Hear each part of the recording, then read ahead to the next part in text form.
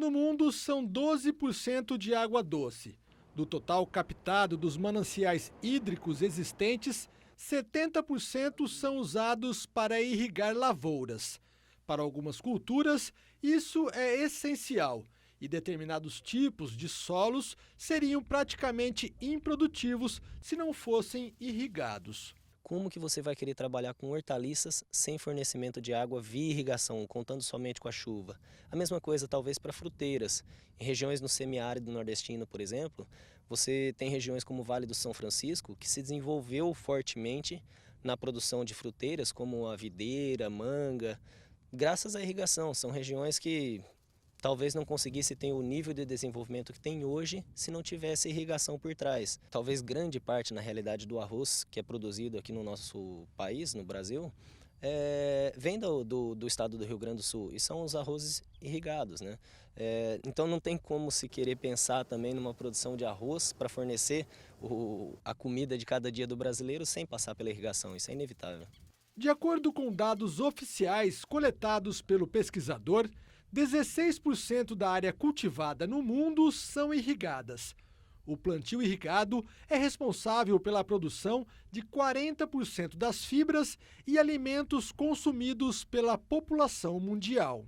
Hoje a irrigação é utilizada em apenas 10% da área de produção agrícola brasileira, em cerca de 6 milhões de hectares. Países com menor disponibilidade hídrica, como é o caso da Índia, China e dos Estados Unidos, são os que mais investem neste tipo de tecnologia. O Brasil ainda tem um potencial de quase 30 milhões de hectares de terra que poderiam ser melhor explorados com o uso dos sistemas de irrigação. Mas, via de regra, você consegue ter boas produtividades, produtividades regulares. Por quê? Porque você já não tem mais a sensibilidade às chuvas. Se a chuva vier a faltar, você fornece a água. Além disso, melhor planejamento da propriedade agrícola, o produtor consegue se planejar quanto à época de semeadura com segurança, porque se a chuva atrasar para fazer o plantio, tudo bem, vamos fazer a irrigação para permitir o plantio.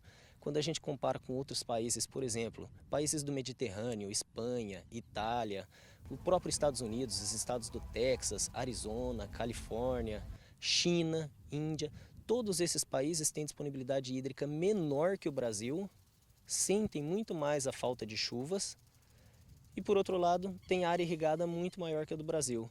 Então, talvez falta a gente sentir um pouco mais a necessidade da irrigação e dar valor a ela como ela merece.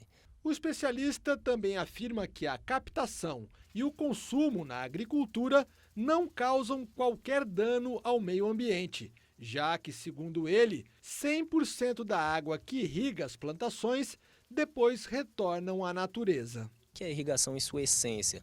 Nada mais é do que você fazer uma captação de água que está em algum corpo hídrico, seja ele água subterrânea ou água superficial, como os rios e córregos, açudes, e você faz essa captação, vamos supor 100 litros de água, e transporta essa água até a parcela ser irrigada.